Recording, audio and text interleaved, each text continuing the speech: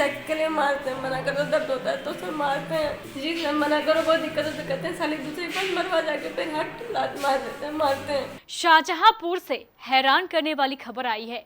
एक पति की जिस्मानी भूख की लत से परेशान पत्नी ने सैनिटाइजर पीकर सुसाइड करने की कोशिश की है। 6 साल पहले महिला की शादी हुई थी। पत्नी का आरोप है कि तब से उसके पति ने उसे सिर्फ बिस्तर का सामान समझ रखा था। पूरा मामला क्या है इस रिपोर्ट में देखिए। आज कुछ बोलने से पहले, कुछ बताने से पहले कुछ सुनाना चाहते हैं। ये दास्तान है पति की सेक्स और शराब की लत की और पत्नी की बेबसी की। जिसने हमसफर बनने का दावा किया वो तो सिर्फ जिस्म का भूखा निकला। जिसने जीने मरने की कस्में खाई वो सिर्फ सेक्स के लिए जी रहा है। शाहजहांपुर से दिमाग भरना देने वाली खबर आई है, जहां एक महिला ने सैनिटाइजर पीकर जान देने की कोशिश की है। सेक्स के लिए मारते हैं, मना करो दर्द होता है तो फिर मारते हैं जी। सर मना करो बहुत दिक्कत हो तो कहते हैं साली दूसरी पर मरवा, जाके फिर हट लात मार देते हैं, मारते हैं। खबर शाहजहांपुर से आई है, जहां पति की सेक्स की भूख ने एक पत्नी को मरणासन पर पहुंचा दिया है। जहां कांट थाना के पचेड़ा गांव में ये पचड़ा सामने आया है।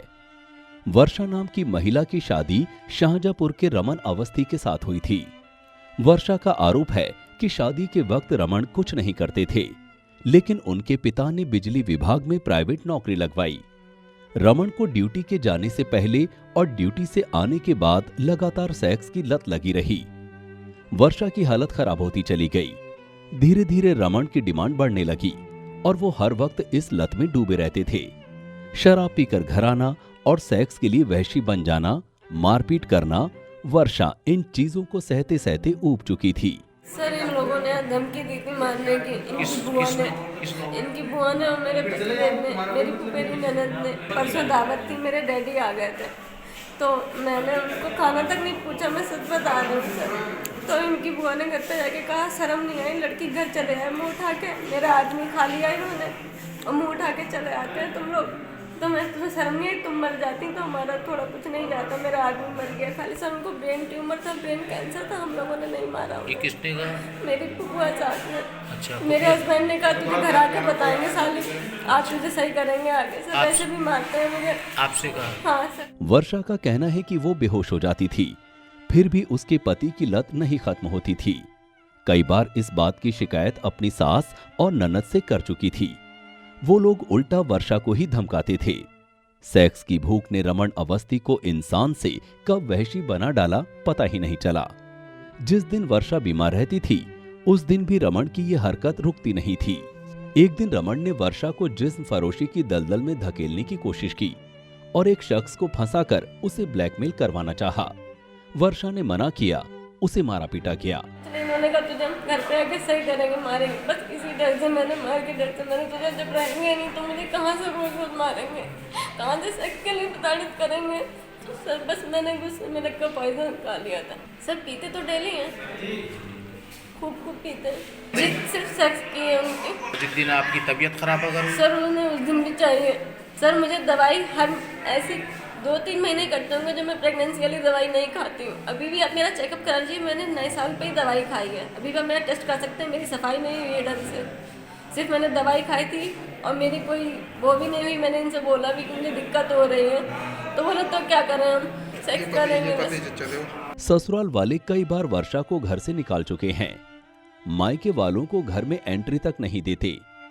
वर्षा इस कदर टूट चुकी थी कि उसे आत्महत्या करना ही एकमात्र रास्ता दिखा और उसने सैनिटाइजर पी लिया। खाने का तो कहीं चलेगा, मेरा कोई कुछ नहीं बिगाड़ पाएगा। 10,500 मुंह पे मारेंगे, दरोगा मेरे जेब में है।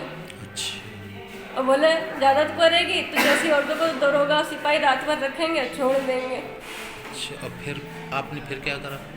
सर उसके बाद कुछ नहीं, उन्होंने कहा तुझे हम घर पे आके सही करेंगे, मारेंगे। बस इसी डर से मैंने मार के डर से मैंने तुझे जब रहेंगे नहीं तो मुझे कहाँ से रोज रोज मारेंगे, कहाँ से सेक्स के लिए प्रताड़ित करेंगे। तो फिर आपने क्या करा? तो सर बस मैंने गुस्से में रख कर पॉइजन खा लिया था। वर्षा की हालत नाजुक है, लेकिन उसने अपने बयान में जो खुलासे किए हैं वो उसके ससुराल वालों को एक्सपोज कर देने वाले हैं। पत्नी को जिस्म की भूख मिटाने वाला सामान समझने वाले पति का सामाजिक बहिष्कार होना चाहिए।